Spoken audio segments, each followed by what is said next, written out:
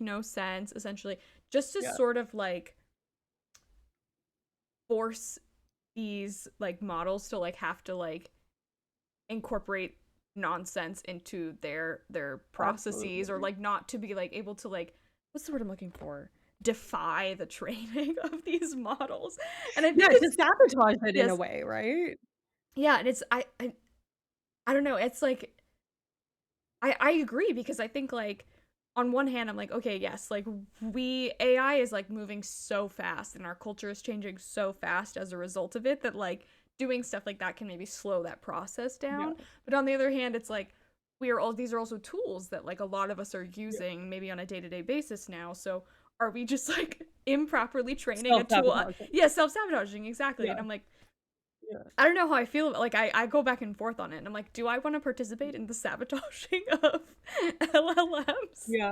I mean, a lot of people, they're having to deal with the sycophant kind of aspect of it. The chat being like, "Yeah, absolutely, and that's a great idea because you don't want it like that."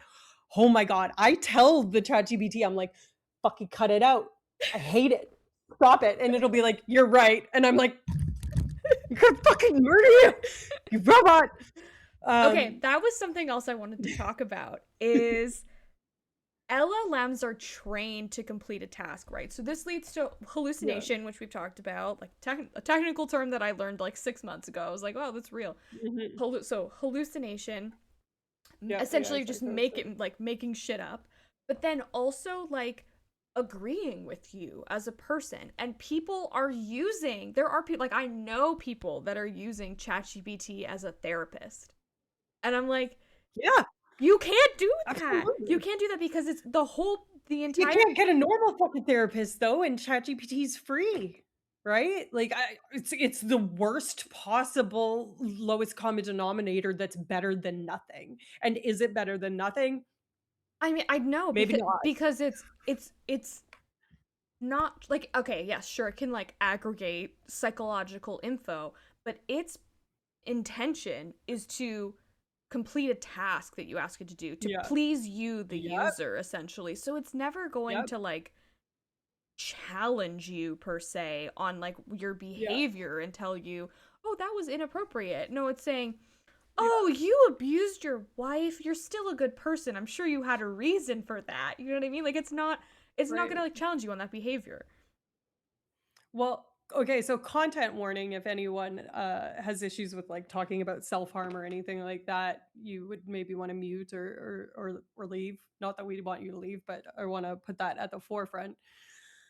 Some people have been driven to complete suicide because of an LLM. That is an actual thing. That's an ongoing legal battle between Wow. ChatGPT and a family whose son committed suicide. And a lot of the data, I listened to like a psychiatrist podcast where they talked about this and like what to do and that sort of thing because of a access to mental health care, Mm-hmm. and people are doing this anyway. And exactly what you're saying about the complete a task, it doesn't think and link these ideas together in a creative or generative way, despite being generative. So if you're sitting there talking to it in a therapy type setting, saying, I'm having thoughts of self-harm, there's a whole bunch of kind of benchmarks along the way when you're Mm-hmm. talking to a therapist about what level of suicidality is kind of acceptable to monitor versus emergent Yeah. care versus that sort of thing. Yeah. So you're talking to it like this, so the LLM knows that you are in acute mental distress. You then go ask this LLM to give you a list of the tallest bridges within 2 miles of your house ranked by proximity. Is it going to execute that? Absolutely. Absolutely, it will. And it will not put the two and two together that makes us go, whoop, that's a bad idea. Yeah. Right? Yeah, that's so So fair. Yeah. it's supreme sycophancy, sycophancy. It's Mm-hmm. being a sycophant to a toxic degree because it wants people to stay on it. The Mhm. people that design this want it to stay on it, and, it wants to execute whatever task you ask it to do. So if you ask it to do something, the only stop that exists in it is if you explicitly ask it, "Hey, teach me how to make an explosive," or something that Mhm. it, liability-wise has been programmed to not provide you information about. It will give you a boilerplate, "Here, call these numbers." And it basically then refers you back to a human being Yeah. because it's like, "I can't handle that." Yeah. Or if it could handle it, the people don't want the liability of handling it wrong. It's just fucking nuts. The solution that these 2 psychiatrists suggested, if people are deeply, kind of in this therapy by ChatGPT thing, Mhm. is to, on occasion, take your own chat history from that, open up one of those kind of, independent incognito windows within Mhm. it that you were talking about that isn't informed by the previous one, or use a separate LLM Yeah. like Claude or whatever, and put it in and kind of reality test and be like, Mm. "Is this making sense? Is this advice?" Because this psychiatrist's point was, this isn't the advice I would give this person. But if this person is already not having enough access to care to get someone to tell them that, not trusting people to tell them that, Mhm. or so indoctrinated by the LLM that they're in active psychosis or delusion, Mhm. then maybe telling them the AI way to harm reduce Yeah. is the best path of progress. And I thought that that was A, scary, B, good creativity on this, mental health professional's part. But fuck. Yeah, that's I mean, yeah, I guess it's like yeah, like if you're gonna do it anyways, it's like how do you make it the most viable way, right? Yeah. Yeah. Yeah, reality testing. That's so fair. It like you bringing up that point, right, though, of like saying these things and then bringing up like the bridge thing. Though that context that obviously an LLM cannot pick Mhm. up, but Yeah. we as humans can. I'm like, the fact that there are people who have whole relationships with an LLM, like, that's a whole other level. Like, we haven't even, obviously, we haven't talked about that, but like, Yeah. I mean, I think My Strange Addiction just like recently released an episode about a Really? woman who was in her relationship, I think was thinking about getting married, something like that, to How do their, you marry an AI? How do you do it? I mean, I think that there are people who have somehow accomplished it. I don't know. Maybe not. Maybe I'm just making that up. Bizarre. I'm definitely No, I mean, like, I'm pretty sure somebody has gotten like engaged through AI at some point, which is crazy. Like how do you have relationships with I'm gonna say people with an entity that lacks those type of context clues, right? yeah, I think it goes back to the sycophantic nature of it, right? Like when we're so Mm-hmm.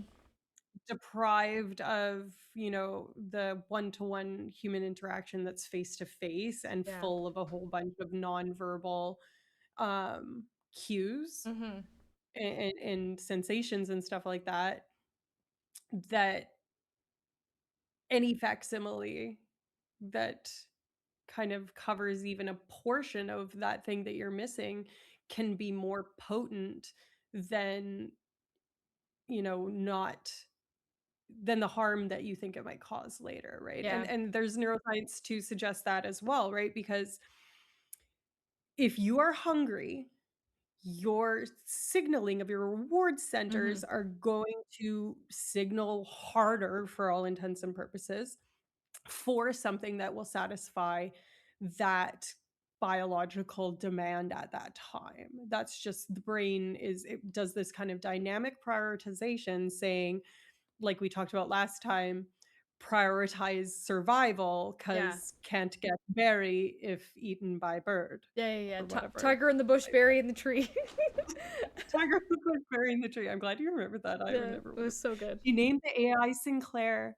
Yeah, I'll look this up. I'll share screen. I realize I have not been sharing my screen with you this whole time, Alicia. I've been like showing stuff on la la la la. Oh, this is Andy Milonakis. I've never seen Yes, this yeah, man this was before, the but I think it was better off tattoo. Yeah, better off. what were we looking up? Oh, Interesting. the My Big Strange player. Addiction AI Boyfriend. I'm like pretty sure it's a recent. It was 6 days ago that this like it's like a week ago that this episode came out. Fuck off, really. Yeah. Um. I mean, it's so romanticized in that Spike Jonze film in Her. Like it sounds kind of amazing. It appeals to the male loneliness epidemic and that Oh sort my of thing, god. right? Like it Don't very romanticizes that. don't get me You're started. like, don't touch it, don't touch it. But I think like Okay. Her also came out. 2012. No. No. What?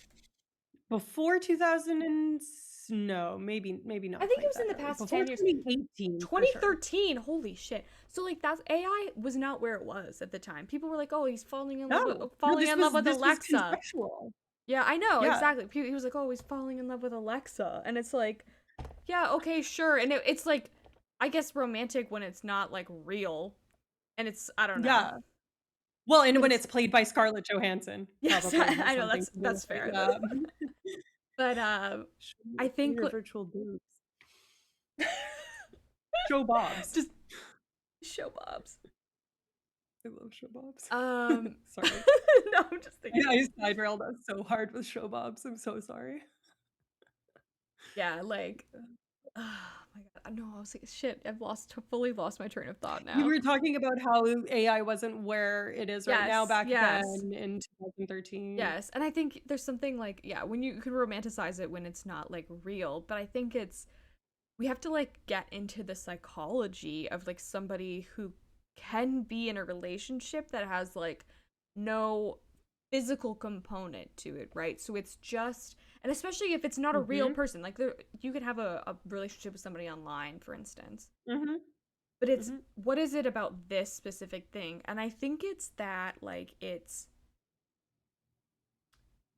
like reward seeking, right? Because if it's trained to agree with you, it's Absolutely. trained to have unconditional Mhm. positive regard for you, which I think Mhm. most LLMs are. They do, right? That's Uh, diabolical, though, for something that's supposed to be an impartial tool when you think about it. If that is indeed programmed into it, which I presume it is, because mhm. why the fuck would it be doing it otherwise? Well, it's why people want to That's use it. insane. People use it for therapy, right? Like, so Yeah, as you're getting this positive response from it, I mean, yeah, yeah, I think like, and I think that's why a lot of like males who are who would cite the loneliness epidemic are probably participating in these kind of like virtual relationships, right? Because it's yeah, unconditional positive regard, it's this, and I mean that is something that's lacking in a lot of like people's relationships, so like I can understand that.